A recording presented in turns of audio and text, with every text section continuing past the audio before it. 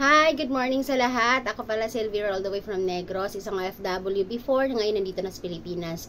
So, meron ako i-share sa inyo ng 5 negosyo na napaka-trending ngayong 2024. Ito ay charging business, kung nakita nyo naman sa labas, 'di ba?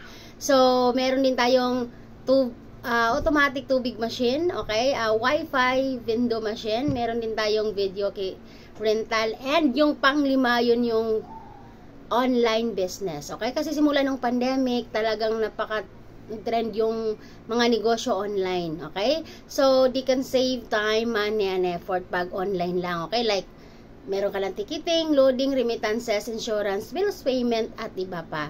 Ang good news, pwede mong gawin kahit saan ka mang sulok ng mundo as long as may connection ka.